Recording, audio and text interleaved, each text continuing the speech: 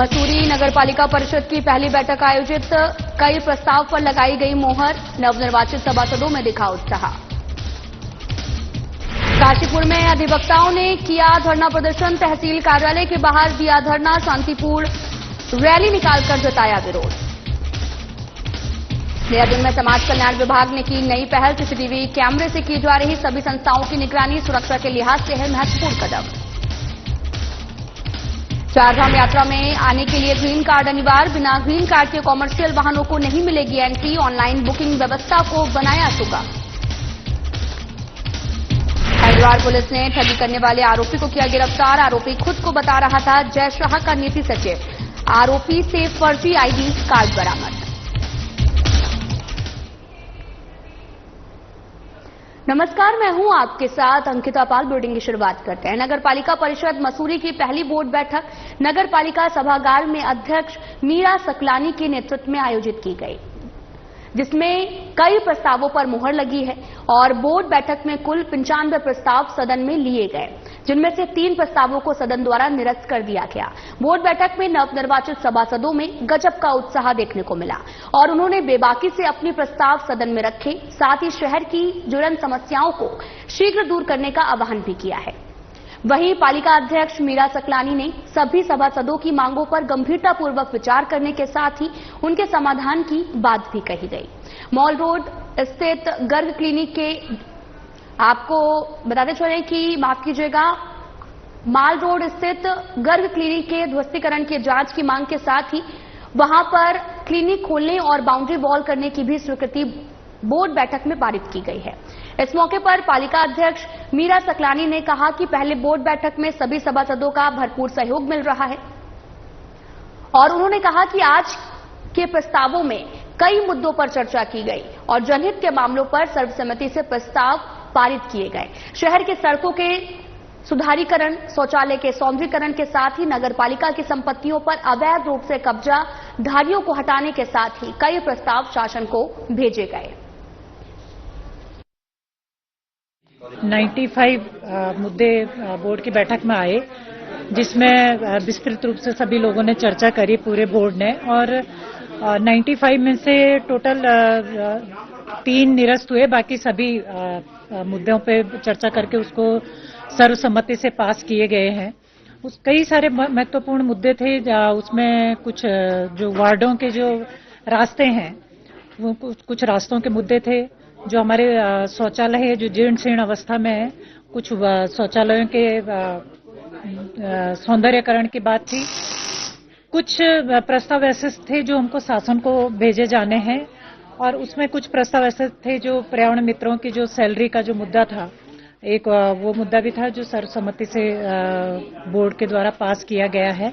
तो कुल मिलाकर के आज की जो बैठक है वो बहुत ही पूरी हर इशू पे चर्चा करते हुए, बहुत महत्वपूर्ण क्लिनिक है, खासतौर से मसूरी के लिए आज की परिस्थिति में, जिस तरीके से यहाँ स्वास्थ्य सही है, जिसके जो भी हमारे साथ जिसका सही तरीके से जिनके साथ हम लोग काम कर पाए, हम लोग देने के लिए तैयार है, लेकिन हम उन दोनों क्लिनिकों को शुरू करेंगे। बोर्ड में जो प्रस्ताव पास हुए हैं वो यही कि हर वार्ड में जहां भी हमको जगह मिलती है, जो चाहे वो व्यक्तिगत किसी की निजी संपत्ति है, हम उनसे भी बातचीत करके उसको पीपी मोड पे हम पार्किंग बना सकते हैं। चाहे हमको 4 गाड़ियों को खड़ी करने की भी अगर जगह मिलती है तो हम वहां पे उस तरीके की पार्किंग का निर्माण करेंगे। और अगर नगर पालिका की भी संपत्ति कहीं ऐसी है जहां पे हम पार्किंग बना सकते हैं तो वहां पे भी हम छोटी छोटी पार्किंग बनाने की पूरी कोशिश करेंगे। बिल्कुल सकारात्मक रही है और ये बैठक जो है मसूरी के आम नागरिक की बैठक कहना चाहिए इसको, जिसमें मसूरी के आम नागरिक की आवश्यकता के अनुसार काम हो रहा है। इसमें मुद्दे तो बहुत है हमारे। ये मुद्दों के क्या मुद्दे हैं? ये कहा कि जो 15-15, 20-20 साल के लिए जो टेंडर दिए गए हैं उसका विरोध किया गया है और हम चाहते हैं कि कंपनी बाग को छोड़कर, क्योंकि कंपनी बाग हमारे स्थानीय लोगों का रोजगार है और उन्होंने उसे डेवलप किया है, इसलिए उसको छोड़कर अन्य सभी मुद्दे निरस्त हुए हैं। आज किंगरेट में 3 दुकानें बिना निविदा के कब्जे में है, तो हमने उनको हटाने की गुजारिश करी है। तो वहीं उत्तराखंड सरकार द्वारा बैनामे वसीयत और विवाह पंजीकरण को ऑनलाइन करने को लेकर तहसील उप निबंधक कार्यालय में अधिवक्ताओं ने धरना प्रदर्शन किया है। साथ ही बाइकों से शहर के मुख्य मार्गों से होते हुए शांतिपूर्ण तरीके से महाराणा प्रताप चौक तक रैली निकाली। इस दौरान उन्होंने कहा कि सरकार द्वारा लगातार उनके साथ दुर्व्यवहार किया जा रहा है, जिस कारण अधिवक्तागण, उनके सहायक, लिपिक, कातिब और दस्तावेज लेखक आदि बेरोजगार होने के कगार पर आ गए हैं। जब तक सरकार द्वारा इस फैसले को वापस नहीं लिया जाएगा, तब तक अधिवक्ताओं का विरोध प्रदर्शन जारी रहेगा।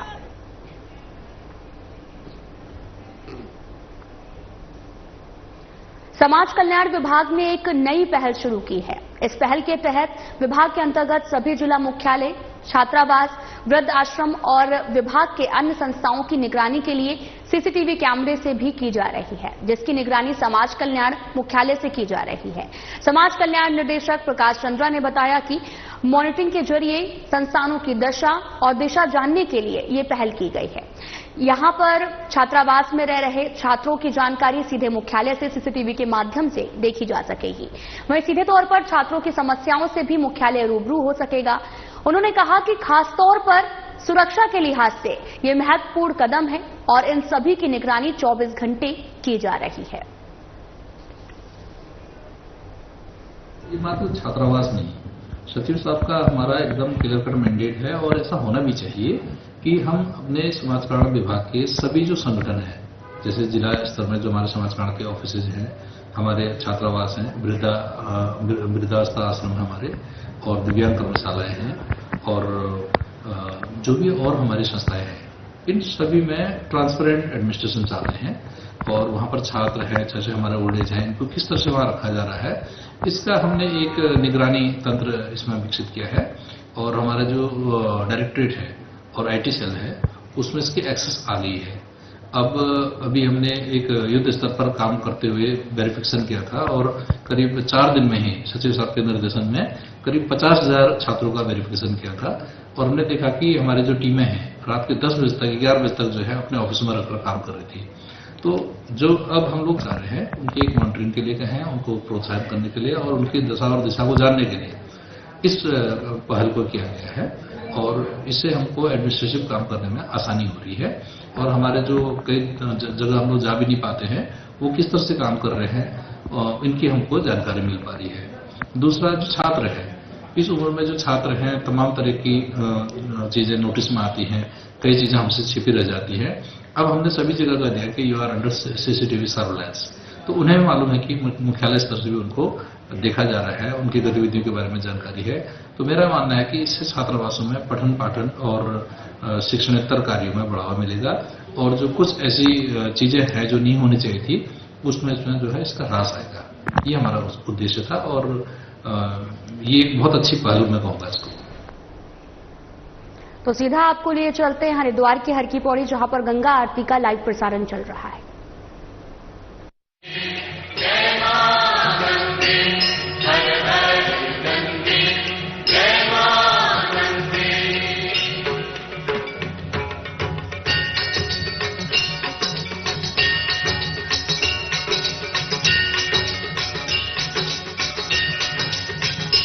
ओम जय गंगे माता, श्री जय गंगे माता, जो नर तुझको ध्याता, जो नर तुझको ध्याता, मनवांछित फल पाता। ओम जय गंगे माता।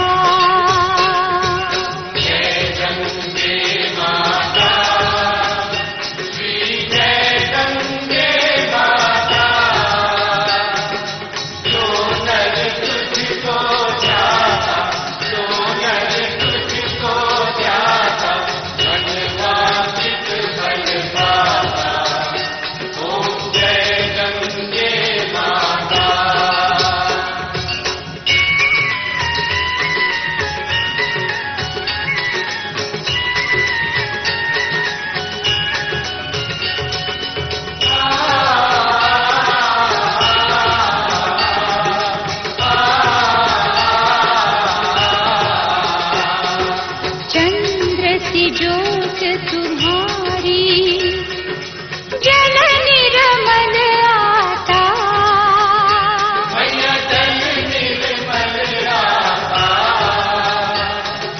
शरण पड़े जो तेरी शरण पड़े जो तेरी सो नर तर जाता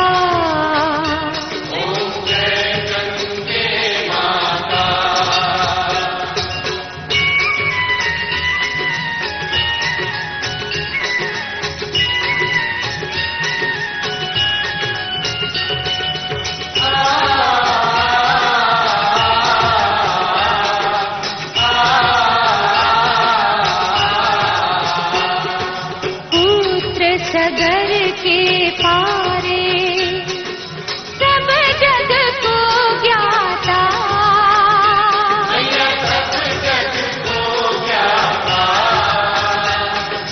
कृपा दृष्टि तुम्हारी कृपा दृष्टि तुम्हारी त्रिभुवन सुखदाता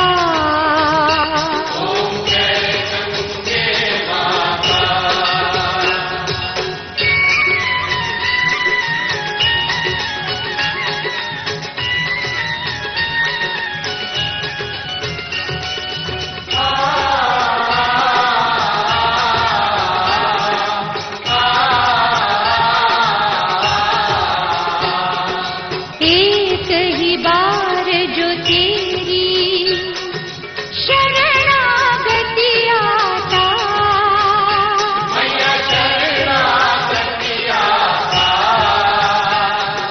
यम की त्रास मिटाकर यम की त्रास मिटाकर परम गति पाता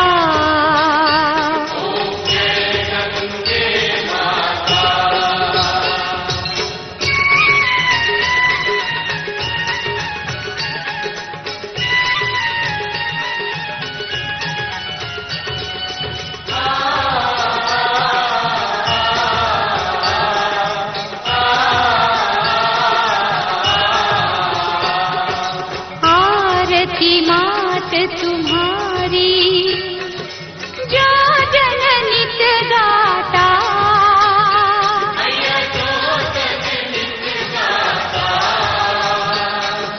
दास वही सहज में दास वही सहज में मुक्ति को पाता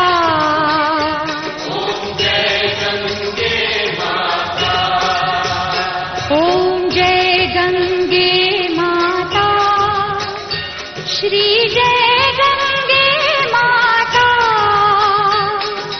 जो नर तुझको ध्याता जो नर तुझको ध्याता मन वांछित फल पाता ओम जय गंगे माता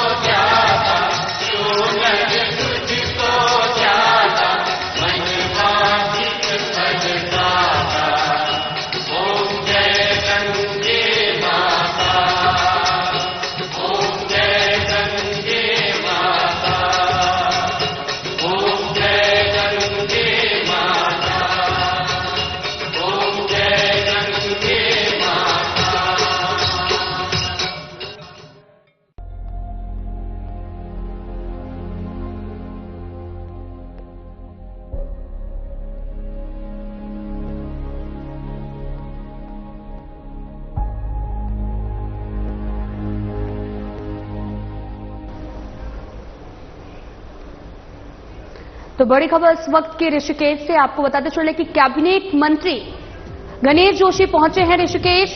ऋषिकेश से इस वक्त की बड़ी खबर, कैबिनेट मंत्री गणेश जोशी पहुंचे हैं ऋषिकेश। मंत्री गणेश जोशी ने स्वयं स्कूटी चलाकर पहुंचे परमार्थ निकेतन। अंतर्राष्ट्रीय योग महोत्सव में हुए शामिल। परमार्थ निकेतन के परमाध्यक्ष स्वामी चिदानंद मुनि महाराज ने मंत्री गणेश जोशी का माला पहनाकर किया स्वागत।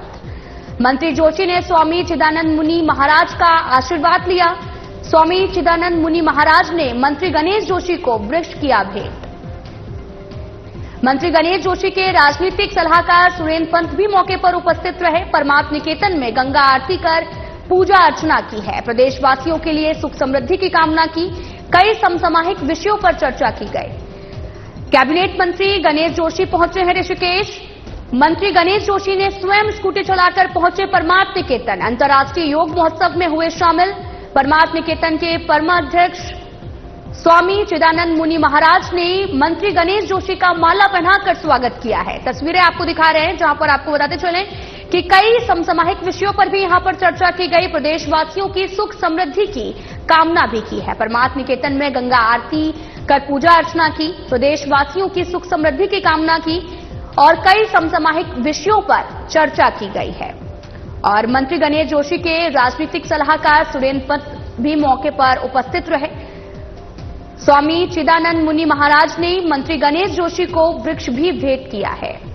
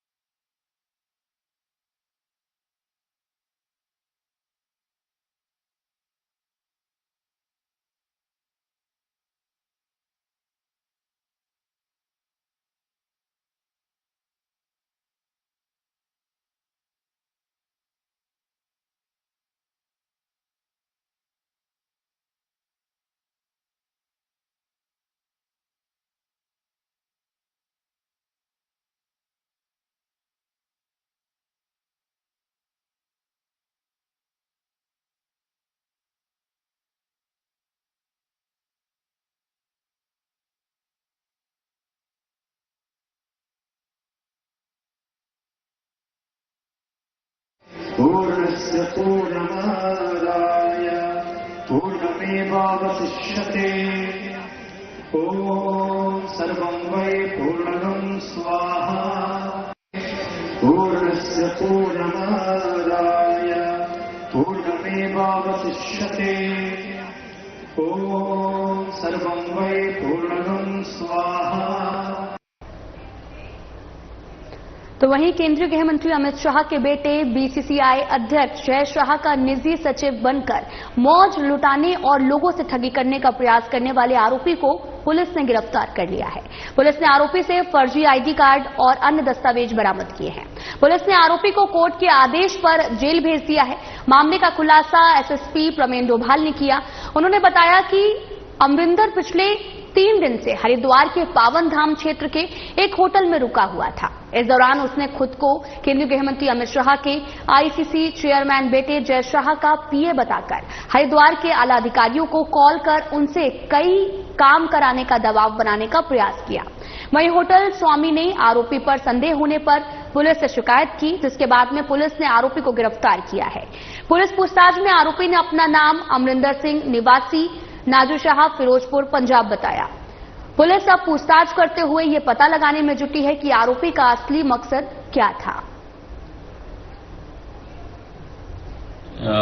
एक प्रकरण पुलिस के संज्ञान में आया था कि एक व्यक्ति पिछले 5 दिनों से खड़खड़ी क्षेत्र के एक होटल में रह रहा है और वहां की सभी सुख सुविधाओं को एक व्यक्ति बीसीसीआई अध्यक्ष के निजी सचिव का हवाला देते हुए वहां की सुख सुविधाएं का उपयोग कर रहा है।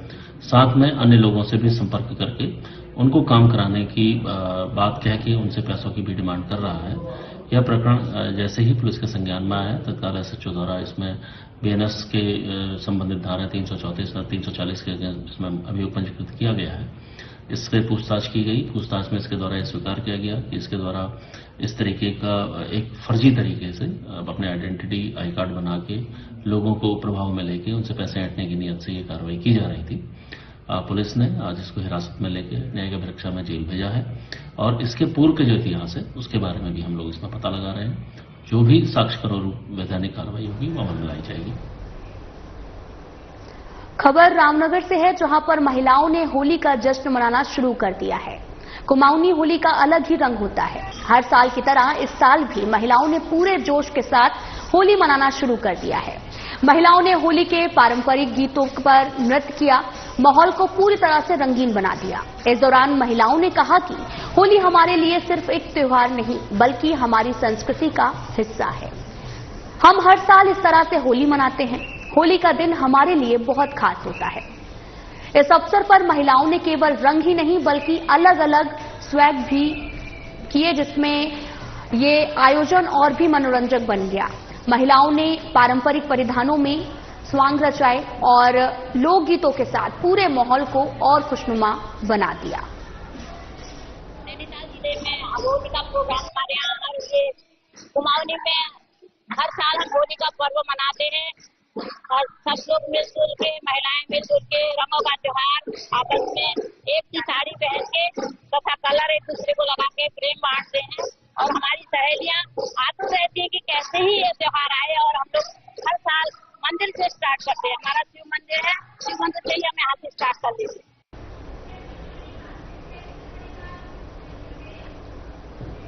फिलहाल बुलेटिन में इतना ही। जाते जाते आपको लिए चलते हैं ऋषिकेश के त्रिवेणी घाट, जहां पर गंगा आरती का सीधा लाइव प्रसारण हो रहा है।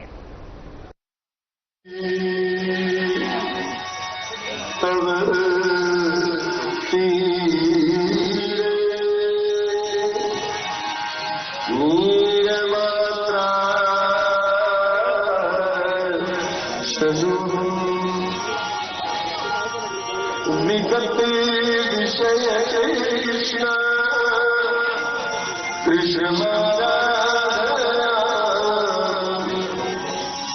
सकल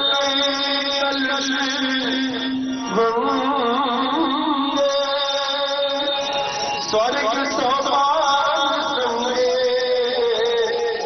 तरले तरंगे देवी गंगे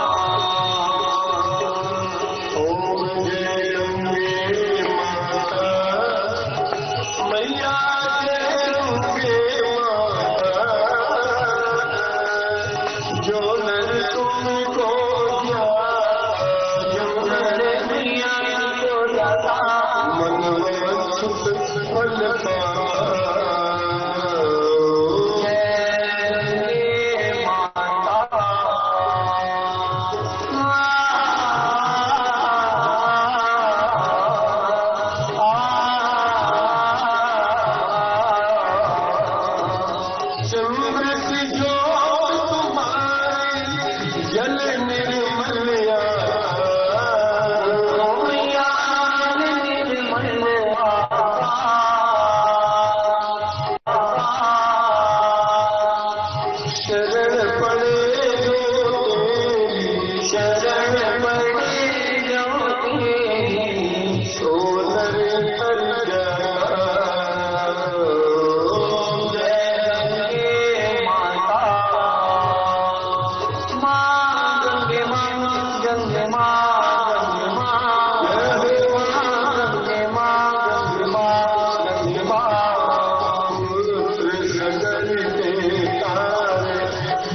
जग को